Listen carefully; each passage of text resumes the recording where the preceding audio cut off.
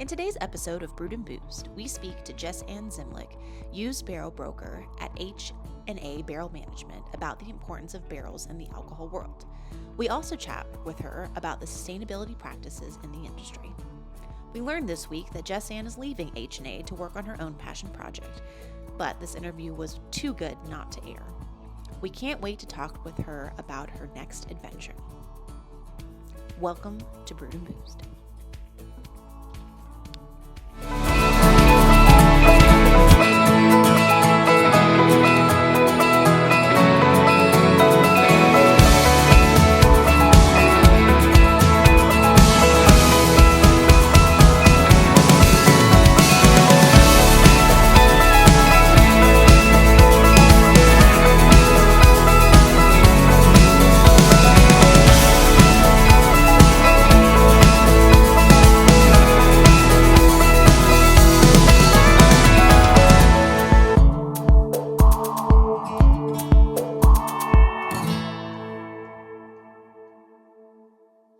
With JessAnn, who is a barrel sales. Yes. Used barrel sales. So tell us a little bit about how did you get into this barrel world? Right. Well, I live in Kentucky, so I feel like if you're in Kentucky, you some way make it into the bourbon industry. Former social worker by trade, worked at the health department, worked at a hospital, did a derby event, and saw a bourbon tour company and wanted to book a bourbon tour. And then a couple months later, they were hiring for a job, and I'm like, it was a part-time job, and I was going to be moving to Louisville at the time, and I'm like, I'll just take a part-time job coordinating bourbon tours for this company. So coordinated bourbon tours for 2 years, over 100,000 people. Oh my gosh. Custom bourbon tours. Met a lot of people, made a lot of friends. Was recruited by Fred Minnick, who's a spirits author and critic, and worked under him for about a year and a half. And then a recruiter reached out to him and was looking for a job for this company that I work for now. It's H&A Barrel Management. And he was like, I think you should apply. So first I was like, are you trying to fire me, Fred? Because I thought we were friends here and I love working for you. But he was like, no, I know you have kids and you have this. Like, a company can offer you more than I can as an individual. You know, you have health insurance, you have this. And he's like, it's just smoozing people. That's what you like to do anyway. Like, you don't want to be in the office. And I'm like, you're right. So I started interviewing for H&A, and it's a financial company. So the job that I had applied for was the barrel leasing account manager, which I'm in sales, I'm not in finance. So they created another position for sales of all the barrels that were in the wineries for the spirits industry, because they're like, you know a lot of people, you have a lot of connections and a lot of friends, you know the industry, you can teach other things you can't teach, human interaction and how to meet people and how to interact. So I interviewed January 2020 and got hired July 1st of 2020. So it took a long time. And I've been doing that, yeah. And it was 2020. And it was 2020, yes. But the company is French, so yeah, lockdowns for sure, just crazy stuff. And the headquarters in the United States are in Napa, so I'm completely across the country from where I was hired. So it was a lot of Zoom and that kind of thing. Yeah, because spirits, people are always drinking. There's a used barrel shortage now because a lot of the distilleries were telling cooperages, we don't need anything. We don't know what's going to happen with the world. We don't know if people are going to be drinking. We can't, this and that and that. So distilleries didn't plan, for the growth of how much people are going to, love to drink during COVID. And so they just didn't plan to order wood in advance and glass and this, which we have all these shortages now because people, I know we're not shocked, people like to drink. To learn about, so obviously, selling or helping sell barrels, did you have to go through any sort of training on how a barrel was made or what's in them? Was there a process for that? Or? I'm still learning. So when I first started out, I was first I have to sell these barrels, but in order to sell something, you need a good story. Everything is a good story. Mm-hmm. So it's I have to learn the wineries. I have to learn what winery came from, how to pronounce these wines. I'm a whiskey drinker, and I'm so yeah, it was a lot of, first of all, understanding wine, what was in the barrel for me for the first year, and then the last year it was a lot about like logistics and how can I best serve clients as far as like getting barrels here and timing, like things I'm not. I hate that kind of things on a computer, like this, like being super organized. And then about like 10, 11 months ago, I'm like, I really just love the barrel. So it's not so much like the wineries or this, it's like I love the wood, you know? So I took like, you know, there's one class that Andrew Webrink at ISC teaches, and it's all about barrels. It's like an $1,800 course, like 2 days all about American oak and like the flavors and this and that and all, like that last slide on my slideshow is like the barrel compounds and what you taste. So I started really getting into it. And then I met my boyfriend Zach at a conference, and he has a barrel cooperage. So he makes new American oak barrels, and over the last like 10 months dating him, I'm like really obsessed because they have a stave mill, so they're cutting from the tree. He goes in, you know, from the tree all the way through. And so yeah, I'm very much like this and that and this and that. Like, how do I put it together? How do I fix it? What tree was it? Like, yeah, I down the rabbit hole. Now, barrels are predominantly made from oak? Yes. Okay. Yes, different kinds of oak, predominantly American oak and French oak. All your other oaks are going to be a lot more porous. So you have like that Japanese Mizunara, which is known to be like a leaker, which is all still oak.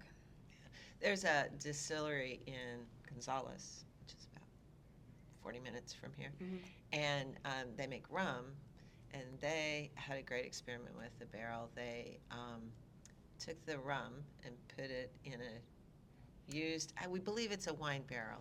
It's been a minute. I don't remember which flavor. Then they had, and they're really into local ingredients, so they had a guy who made honey. Yes. And so they put the honey in the barrel. Love honey cask. I don't personally because they leak honey It was, yes, it was and that's a what he mess. said. They like it made a total mess, but it was delicious. Yes.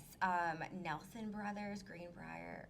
Yeah, they had a honey release that people like stand in line for, a lottery. It's awesome. Yeah. And he was actually hoping that he could then put rum back in and get the honey. No, but no, it was leaking So like the a sieve. honey will like seriously just like, and so in order to keep a honey barrel from leaking, you literally have to like be spraying it like 3 times a day on the outside. Something I would never deal with. I'm like, I know a guy who has bees. yeah. But so I thought that was interesting. Now you sell to distilleries.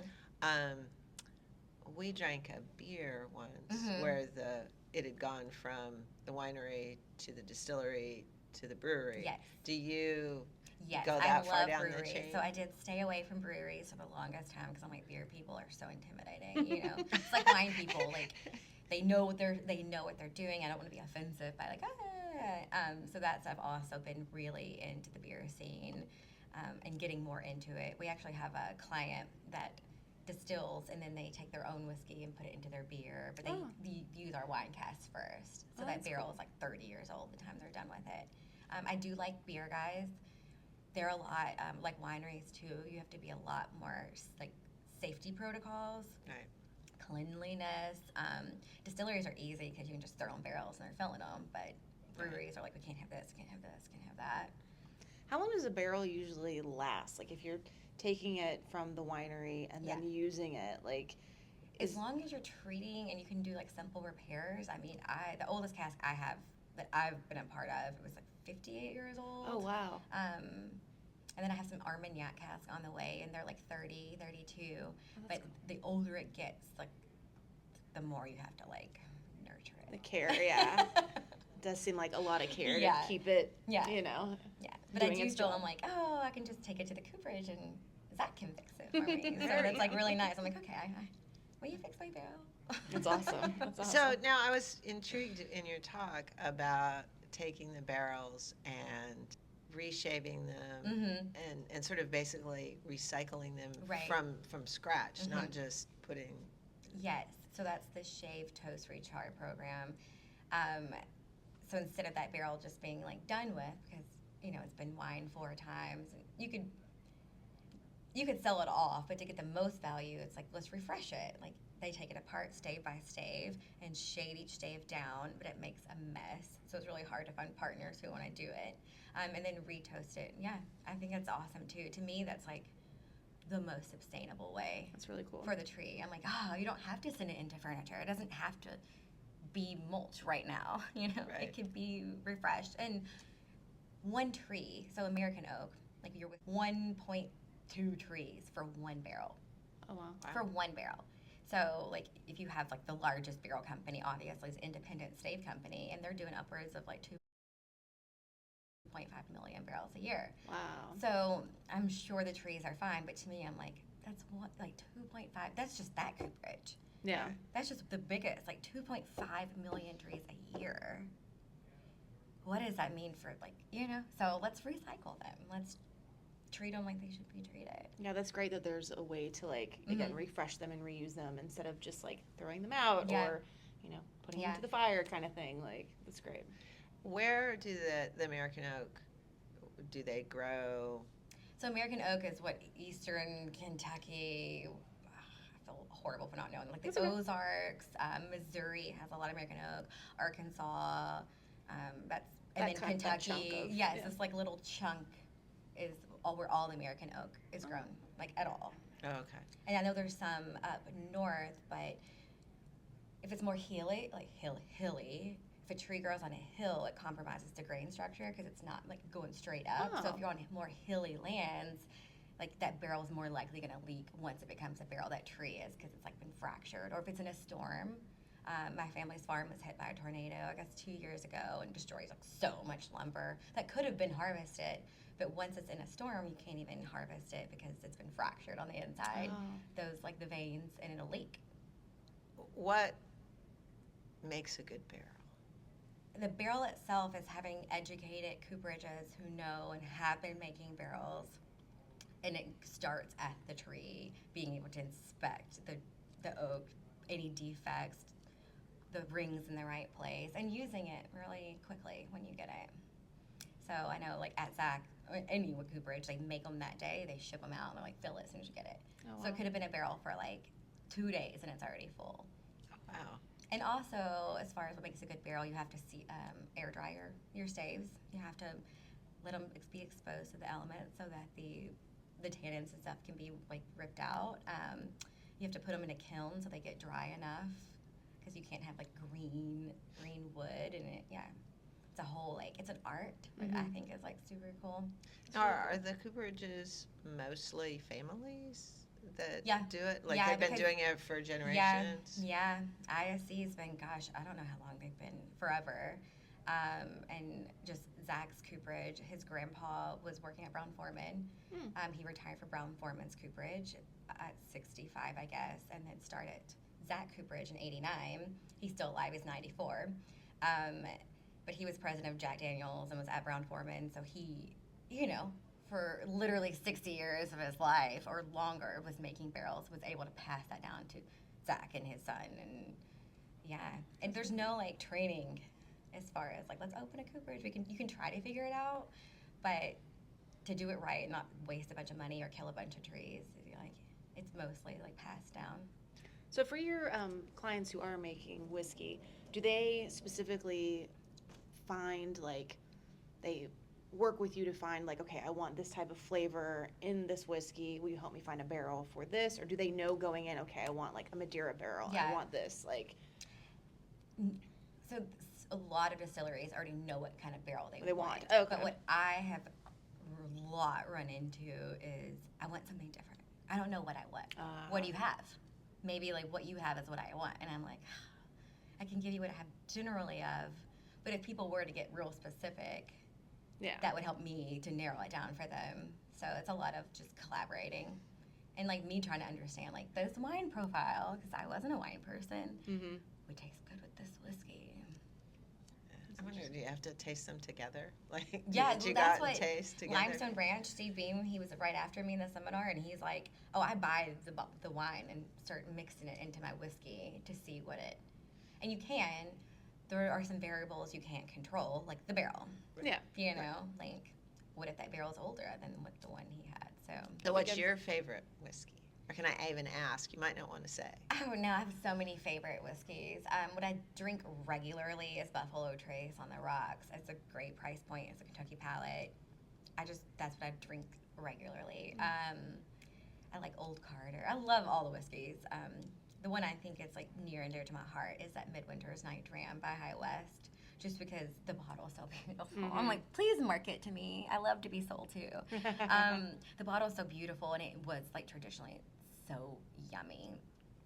So to be a part of that like last release, I'm like, oh, that's cool. I like check bucket list. That's awesome. You know, That's awesome. Is there anybody that you're really want to work with? Is there anybody in the industry? everyone. I want to work with everyone. Everybody, you're just I wanna work with everyone. Just sign me up. Yeah, I do. I'd love to know what everybody's doing. Yeah, that's very cool. So now your barrels, they mostly come from France. So yes, we have an office in Napa, Sonoma. It's right outside of Napa, and we have a lot of winery clients there. So I have a lot of domestic producers. Oh, okay. When it comes to like the finishing barrels that people are seeking after, like your sherry, your sauterne, your cognac, your ports, those are all my European like warehouses. So I would say most of what I sell is definitely from Europe. Now, what do they use the wine barrels for that aren't a finishing barrel? Would that go to Back into the wine, back wineries. into wines? Yeah, winery. And honestly, China right now is like winning every barrel they can get. They're making brandy, and they want every red wine cask they can get. Like so much so that it's like kind of hurting us a little bit. Like so try to balance. Like let's not export everything. Yeah. Well, thank you so much for talking to us. Who knew Thanks. barrels were so I know. fascinating? I'm glad you think that because I'm like I could talk about barrels all the day, I think but they're cool. I think it's very and cool. they make a huge difference. I mean, they're really. I don't know who said it yesterday, but it's the soul of the whiskey, and I think that I love that. Yeah. that idea Yeah. because it's something that you can't really see. You can't really, it's in the bottle. You don't really, but it's there. And I think that's cool. That makes me like want to cry. Yeah, that's so good. One of the wineries was like, like we baby our barrels because they're alive, and I'm like, oh, I love that. Even if the tree's been cut down, Right. it's still breathing. Like Yeah. it breathes. Like that's how whiskey goes in, whiskey comes out. That's how we age. And I'm like, yeah, it is breathing. It is alive. It's cool. It's like Yeah. such great storytelling too. Yeah. So. It's all about the story. You have to have a good story. Absolutely. That's Absolutely. life. It's life. Well, Yeah. thank you so much. Want to join in the fun at New Orleans Bourbon Fest? Tickets are available now. Go to NewOrleansBourbonFest.com for tickets to the 2025 event, which takes place March 19th through the 23rd, 2025. Use the code BREWED10 to get a discount. See you there.